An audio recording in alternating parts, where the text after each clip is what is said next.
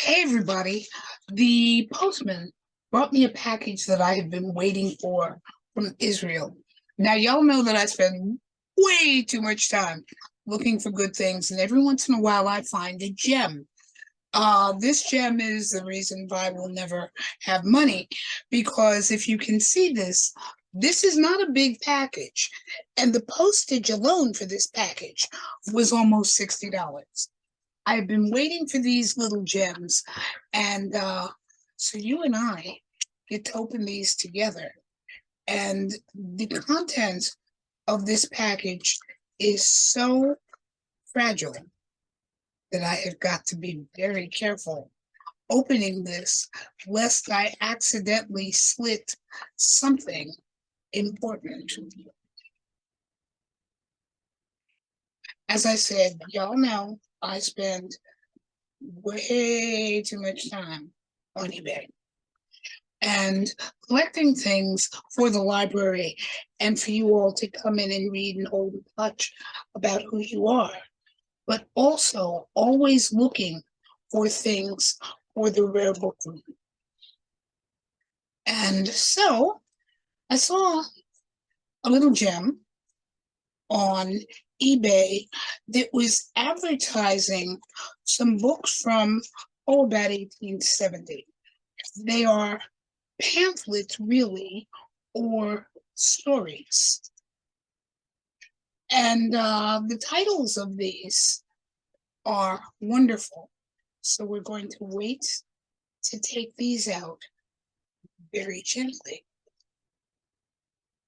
They're beautifully packaged and have come to us all the way from Israel. Now, there is a treasure in the library. It was actually a gift to me from a lovely lady named Victoria Gayton. And it was a 1910 reproduction of an 1870s tract. And it was called The Seven Tracts of Flagellation. Now, flagellation is a nice long word that means flogging. But our British kinky ancestors considered flogging getting your bum struck with anything from a birch to a whip to, let me see now, to a cane, rattan cane, for those of you who are into caning. And, oh, forgive me, my hands are shaking. Let me see what I can show you of these. So my reprint of these 7 tracts was a joy to receive. These, however, are 6 of the original 7 tracts.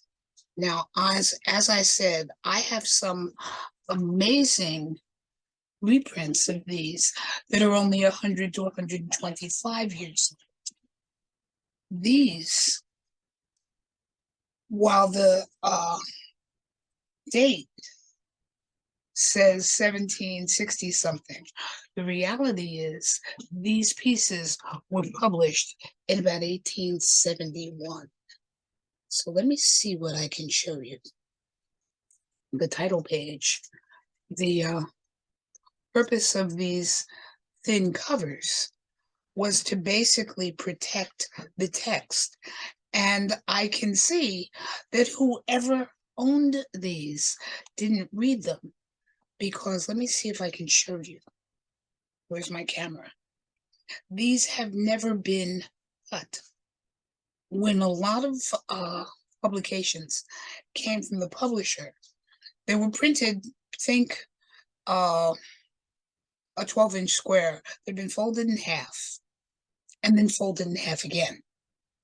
So they were bound down the side, but they weren't always cut.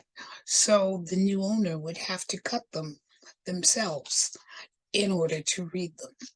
Now, the one that I just showed you tells me I need to get glasses for these, because this is why our ancestors wore them, because seeing this type is more than enough to make someone go blind. This is from the Library Illustrative of Social Progress, You gotta like the publisher on that. From the original collection of the late Henry Thomas Buckle, Exhibitions of a Female Flagellant. This is story number 2. Now let me see which of these is missing. A couple of these are not the world's greatest shape, as you can see. Oh my, this is the one that is missing from a lot of my books. This is story number 4. Again, the publisher is the Library Illustrated of Social Progress. The use of flogging in general affairs. Doesn't that sound nice? This one you can see has foxed around the edges and faded because something else had been put on it for a very long time. This one is number 6, The Sublime of Flagellation. These pages are so old, I'm almost afraid to cut them. And here we go again with a page that had never been cut. Anyway,